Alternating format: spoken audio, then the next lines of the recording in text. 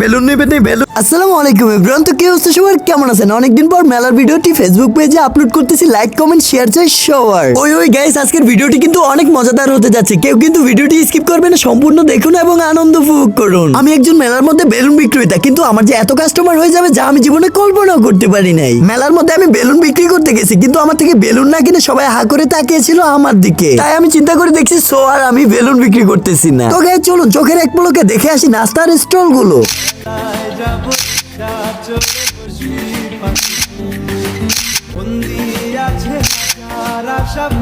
নাস্তার স্টল অনেক ছিল, সময়ের কারণে সবকিছুর ভিডিও করতে পারি নাই। মেলার মধ্যে ঘোরাঘুরি করার সময় এত ভালোবাসার মানুষদের সাথে যে দেখা হয়ে যাবে যা আমি জীবনে কল্পনাও করতে পারি নাই। আচ্ছা, আমার বয়সকে এতটাই সুন্দর, আমার বয়সের কারণে নাকি আমার প্রতিটা ব্লগ ভিডিও মনোযোগ সহকারে ওনারা দেখে। পাহাড়ি ভাইয়ারা এত পরিমাণ ভালোবাসা দিবে যা আমি জীবনে কল্পনা করতে পারি নাই, তাই তাদের সাথে পিক এবং ভিডিও করার পর চলে আসলাম পালকিতে একটাই স্কিপ নেওয়ার জন্য। পালকির স্কিপ নেওয়ার সাথে সাথে যে আবারও এত ভালোবাসার মানুষগুলোর সাথে দেখা হয়ে যাবে যা আমার জীবনে সব থেকে বড় পাওয়া। আমার ফেসবুক পেজে মাত্র 8,000 ফলোয়ার, কিন্তু এই 8,000 ফলোয়ারের মধ্যে যে আমাকে এত পরিমাণ মানুষ ভালোবাসে যা মানুষের লক্ষ টাকা খরচ করলেও এদের ভালোবাসা পাবে না। মেলার মধ্যে এত পরিমাণ মেয়ে ছিল, কিন্তু একটাও পটাতে পারতেছিলাম না, তাই চিন্তা করে দেখলাম বাবার কাছে যে একটা মেয়ে পটানোর নির্জা টেকনিক শিখা যাক। মেয়ে পটানোর নির্জা টেকনিক শিখতে গিয়ে এই ভালোবাসার মানুষদের সাথে আবার হয়ে গেল মেলাতে দেখা। তো গাইস এবার চলুন চোখের এক পলকে দেখে আসি কসমেটিকের স্টল গুলো।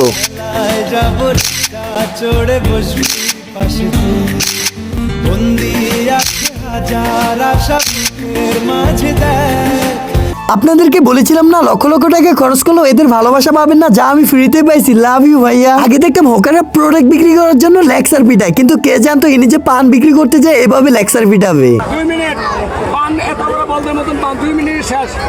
6 মাস চিকিৎসা করবো, কোনো সমস্যা হলে কিস্তি চালান প্রতি মাসে 700 করে।